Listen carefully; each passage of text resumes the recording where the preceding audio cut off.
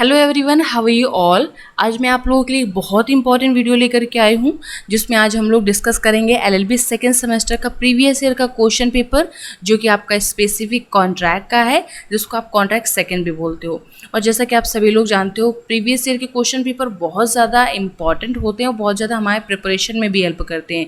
इनसे हमें एक आइडिया हो जाता है कि इस सब्जेक्ट में किस तरीके से क्वेश्चन एग्जाम में पूछे जाते हैं, एग्जामिनर का क्या लेवल रहता है और कौन कौन से क्वेश्चन होते हैं आपके जो आपके आने वाले एग्ज़ाम में रिपीट हो जाते हैं। क्योंकि आपके जो यूनिवर्सिटी में एग्ज़ाम होते हैं, ज़्यादातर क्वेश्चन ऐसे होते हैं जो रिपीट होते रहते हैं हर साल, ठीक है, ज़्यादातर यूनिवर्सिटीज़ में।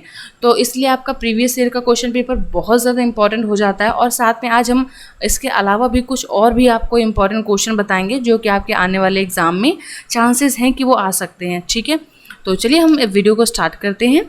और इसके पहले जितने भी स्टूडेंट्स पहली बार इस वीडियो को देख रहे हो, अगर आप लोगों ने चैनल को नहीं सब्सक्राइब किया है तो आप लोग कर लीजिएगा, क्योंकि आप लोगों के लिए मैं एलएलबी बीएलएलबी एग्ज़ाम्स से जुड़ी हुए बहुत सारे नोट्स, एग्ज़ाम अपडेट और प्रीवियस ईयर के question paper, solve question paper जैसे वीडियोस अपलोड करती रहती हूँ, जो कि आप लोगों के लिए बहुत ही ज़्यादा बेनिफिशियरी होंगे। तो चलिए हम वीडियो को स्टार्ट करते हैं। और जैसा कि हम सभी लोग जानते हैं कि प्रीवियस ईयर के क्वेश्चन पेपर जो होते हैं वो एग्ज़ाम की प्रिपरेशन करने में बहुत ज़्यादा हेल्प करते हैं। आप लोग को एक बेसिक आइडिया हो जाता है कि यूनिवर्सिटी का क्या लेवल रहता है, किस तरीके से एग्ज़ाम में क्वेश्चन पुटअप किए जाते हैं, किस तरीके का पैटर्न होता है, उस हिसाब से आप अपने प्रिपरेशन को भी डायरेक्शन देते हो। तो चलिए अब हम वीडियो को स्टार्ट करते हैं। सबसे पहले हम कुछ क्वेश्चंस देखते हैं। इसी में हम आपको कुछ और भी इम्पॉर्टेंट क्वेश्चन बताते रहेंगे जो कि आपके एग्ज़ाम में पूछे जाते हैं। तो सबसे पहला जो क्वेश्चन दिया गया है, क्वेश्चन नंबर 1 में ए दिया गया है, क्षतिपूर्ति की परिभाषा एवं प्रकृति की व्याख्या कीजिए। ये आपका जो टॉपिक होता है क्षतिपूर्ति, ये बहुत ही ज़्यादा इम्पॉर्टेंट टॉपिक है। और पहले मैं आप लोगों को एक काम करती हूँ, मैं आपको सिलेबस इसका बता देती हूँ, जिसमें कुछ मेन जो टॉपिक पूछे गए हैं वो आपका कॉन्ट्रैक्ट ऑफ इंडेमनिटी यानी क्षतिपूर्ति की संविदा क्या है, उपनिधान की संविदा, अभिकरण की संविदा जिसको कॉन्ट्रैक्ट ऑफ एजेंसी भी आप लोग बोलते हो। इसके बाद कुछ और इम्पॉर्टेंट टॉपिक हैं जैसे कि कॉन्ट्रैक्ट ऑफ पार्टनरशिप यानी भागीदारी की संविदा और माल विक्रय की संविदा यानी contract of sale of goods. ये टॉपिक आपके इस सब्जेक्ट में दिए गए हैं, जिनमें आपका पहली यूनिट में जो टॉपिक दिया गया है वो क्षतिपूर्ति की संविदा दिया गया है। और इस टॉपिक से आपका शॉर्ट और लॉन्ग दोनों में क्वेश्चन पूछा जाता है। तो आप पहले तो इस टॉपिक को बहुत ही अच्छे से कवर करिए, बहुत ही अच्छे से क्लियर करिए इसके शॉर्ट और लॉन्ग क्वेश्चन, क्योंकि इनसे आपके एग्जाम में क्वेश्चन पूछे ही जाने हैं। अगला जो आपका मोस्ट इंपॉर्टेंट शॉर्ट क्वेश्चन आता है वो है चलत प्रत्यभूति। प्रत्यभूति की कभी कभी परिभाषा पूछ लेते हैं कि प्रत्यभूति की संविदा क्या है, इसकी आवश्यकता तो बताइए। और ये चलत प्रत्यभूति, ये भी एक इंपॉर्टेंट क्वेश्चन है, ये भी पूछा जाता है। और इसी के साथ अगला क्वेश्चन है उपनिधान की संविदा के आवश्यक तत्वों को समझाइए। वेरी इंपॉर्टेंट क्वेश्चन है, ये क्वेश्चन अक्सर एग्जाम में रिपीट होते रहते हैं। अगला अगर क्वेश्चन देख लेते हैं, वाणिज्यिक अभिकर्ता के द्वारा गिरवी करने के उपबंध का वर्णन करिए। ये इतना इम्पॉर्टेंट क्वेश्चन नहीं है। नेक्स्ट क्वेश्चन है अभिकर्ता को परिभाषित करिए और अभिकरण के आवश्यक तत्वों का वर्णन कीजिए। ये भी आपका वेरी इंपॉर्टेंट क्वेश्चन है। इसके अलावा आपसे अभिकर्ता के अधिकार और कर्तव्य भी पूछा जा सकता है, ये भी क्वेश्चन आपका इंपॉर्टेंट शॉर्ट में ही पूछा जाता है। इसके अलावा आपका पूछ लिया गया है कि उप अभिकर्ता से आप क्या समझते हैं, यानी सब एजेंट क्या होता है। ये भी क्वेश्चन ठीक ठाक है, बहुत ज़्यादा इंपॉर्टेंट को नहीं कह सकते हैं, ठीक है। ये नहीं कह सकते कि नहीं ये एग्ज़ाम में रिपीट ही होगा, लेकिन ये आपका ज़रूर रिपीट हो सकता है। अनुसमर्थन द्वारा अभिकरण का क्या अभिप्राय, ये वेरी इंपॉर्टेंट क्वेश्चन है। एच नंबर जो क्वेश्चन है, भागिता यानी भागीदारी के आवश्यक तत्व बताइए। ये भी आपका वेरी इंपॉर्टेंट क्वेश्चन है। पार्टनरशिप से क्वेश्चन पूछा जा सकता है कि भागीदारी की संविदा क्या है। आपसे पहले तो इस तरीके से क्वेश्चन पूछा जा सकता है शॉर्ट में ही, प्लस शॉर्ट में ही क्वेश्चन आता है कि भागीदारी एवं संयुक्त हिंदू परिवार के कारोबार में अंतर कीजिए। ये भी आपका शॉर्ट में पूछा जाता है। अगला क्वेश्चन पूछा जा सकता है भागीदारी से आप क्या समझते हैं, ये पार्टनरशिप होता क्या है। आपसे भी आ जाता है पार्टनरशिप और फर्म में अंतर पूछ लिया जाता है। तो ये कुछ इससे रिलेटेड शॉर्ट क्वेश्चन हो गए जो कि आपके एग्जाम में ज़्यादा पूछे जाते हैं।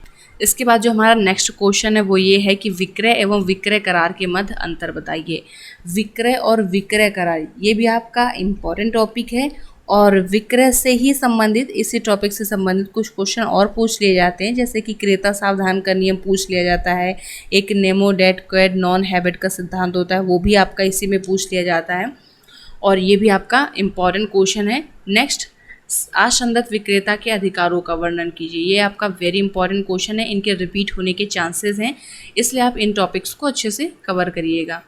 अब यहाँ पे हम लॉन्ग क्वेश्चन की बात कर लेते हैं, जो कि 15 मार्क्स के लॉन्ग क्वेश्चन आते हैं। सेक्शन बी में टोटल 4 क्वेश्चन होंगे, जिनमें आपको 2 क्वेश्चन करने होंगे। और ये जो पेपर है ये कानपुर यूनिवर्सिटी का पेपर है, लेकिन यहाँ पैटर्न में चेंज हो सकता है बाकी यूनिवर्सिटी के साथ, क्योंकि कुछ यूनिवर्सिटीज़ में शॉर्ट क्वेश्चन 4 आते हैं, लॉन्ग क्वेश्चन थोड़े ज़्यादा आते हैं, कहीं पे लॉन्ग क्वेश्चन ज़्यादा आते हैं, शॉर्ट क्वेश्चन कम आते हैं। पैटर्न में चेंज हो सकता है, लेकिन आपका जो इम्पॉर्टेंट क्वेश्चन है उसमें चेंज नहीं होगा। तो मैं आपको जो इम्पॉर्टेंट क्वेश्चन बता रही हूँ आप उनको ध्यान से समझते चलिएगा, कौन कौन से टॉपिक इम्पॉर्टेंट हैं।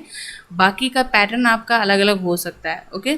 और जो भी कानपुर यूनिवर्सिटी के स्टूडेंट हैं वो लोग और अच्छे से देखिएगा, क्योंकि जो पेपर है ये कानपुर यूनिवर्सिटी में LLB सेकेंड सेमेस्टर का क्वेश्चन पेपर है, ओके। अब यहाँ पर जो पहला क्वेश्चन पूछा गया वो क्षतिपूर्ति की संविदा के आवश्यक तत्व और क्षतिपूर्तिधारी के अधिकार पूछे गए।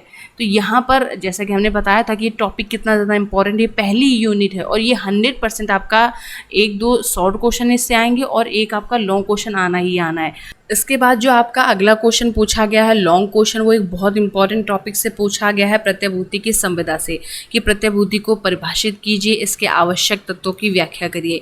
ये एक आपका लॉन्ग क्वेश्चन पूछा गया है और मैंने बहुत अच्छे से इन क्वेश्चंस के आंसर आप लोगों को करवाए हैं। मैंने जो contract law of contract second की जो प्लेलिस्ट बनवाई है उसमें इन सारे क्वेश्चंस के आंसर मैंने बहुत अच्छे से एक्सप्लेन किए हैं। और ये भी आपका जैसा कि मैंने बताया था कि बहुत ज़्यादा इंपॉर्टेंट क्वेश्चन है कि प्रत्यभूति के प्रकार, कितने प्रकार की प्रत्यभूति होती है और जिनमें आपका प्रतिभू के दायित्वों का उन्मोचन, ये बहुत ही ज़्यादा इंपॉर्टेंट टॉपिक है। इसी के साथ कभी कभी ऐसा भी आ जाता है कि प्रतिभू के अधिकारों की विवेचना करिए, यानी प्रतिभू के अधिकार, कितने प्रकार के अधिकार होते हैं, किसके किसके प्रति अधिकार होते हैं, ये क्वेश्चन बहुत इंपॉर्टेंट है। तो आप क्षतिपूर्ति के संविदा और प्रत्यभूति के संविदा 2 यूनिट तो बहुत ही अच्छे से कवर कर लीजिएगा, क्योंकि ये तो आने ही आने हैं। इसके अलावा जो क्वेश्चन है वो मैं आपको बता देती हूँ, ओके। अब यहाँ पे जैसे उपनिधान की संविदा, उपनिधान की परिभाषा बताइए, उपनिधाता के अधिकारों की विवेचना करिए, ये भी आपका क्वेश्चन आता है। लेकिन अगर आप जैसे अभी टाइम कम हो आपके पास, अगर आप कुछ यूनिट छोड़ना चाहते हैं तो स्टार्टिंग के आप क्या करिए, क्षतिपूर्ति की संविदा और प्रत्यभूति की संविदा और यहाँ पे आपका उपनिधान, ये कुछ टॉपिक आप अच्छे से पढ़ लीजिएगा। बाकी आप चाहो तो कॉन्ट्रैक्ट ऑफ एजेंसी बीच में टॉपिक है उसको छोड़ सकते हो और लास्ट की दोनों यूनिट अच्छे से पढ़ लो। लेकिन अगर आपके पास टाइम है, प्रॉपर टाइम है, तो आप सारे टॉपिक्स को अच्छे से पढ़िए और उनके इंपॉर्टेंट क्वेश्चन मैं आप लोगों को बता दूंगी। अब यहाँ पे जो नेक्स्ट क्वेश्चन पूछा गया है गिरवी को परिभाषित कीजिए, गिरवी ग्रहीता के अधिकारों की व्याख्या करिए। ये क्वेश्चन ठीक ठाक है, बहुत ज़्यादा इंपॉर्टेंट नहीं कह सकते हैं, जब कभी इससे क्वेश्चन पूछ लिया जाता है। नेक्स्ट आपका जो क्वेश्चन है वो आपका एक नया एक्ट इसी में है, जो भारतीय भागीदारी अधिनियम 1932 है, इससे क्वेश्चन पूछा गया और ये एक बड़ा टॉपिक है। इसमें आपसे भागीदारी क्या है, भागीदारी की आवश्यकता तो बताइए, ये क्वेश्चन आ सकते हैं। जैसे भागीदारों के आपसी अधिकार और कर्तव्य क्या हैं, इस तरीके से क्वेश्चन पूछे जा सकते हैं। और या फिर इस तरीके से क्वेश्चन आ जाए कि भागीदारी के विघटन के परिणाम बताइए, भागीदारी का विघटन किस तरीके से हो सकता है। भागीदारी फर्म के पंजीकरण की प्रक्रिया आपसे पूछी जा सकती है कि किस तरीके से इसका रजिस्ट्रेशन होता है। तो ये भागीदारी से कुछ क्वेश्चन पूछे जाते हैं जिनको कि आप पढ़ सकते हो। अगला जो क्वेश्चन इसी से पूछा गया है, एक अवयस्क को भागीदारी फर्म में फ़ायदे के लिए सम्मिलित किया गया है, भागीदारी फर्म में अवयस्क के अधिकार एवं दायित्वों की विवेचना कीजिए। अब इसमें आपका अभिकरण से रिलेटेड कोई लॉन्ग क्वेश्चन नहीं पूछा गया है, लेकिन आप अगर इतने ही टॉपिक पढ़ लेते हो तो अगर वो आ भी जाता है तो आप उसको छोड़ सकते हो, बाकी क्वेश्चंस को अटेम्प्ट कर सकते हो, ठीक है। लेकिन आपके पास फिर से वही मैं कहूँगी, अगर आपके पास टाइम है तो मैं नहीं कहूँगी कि आप कोई भी टॉपिक छोड़िए, आप सारे टॉपिक को कवर करिए।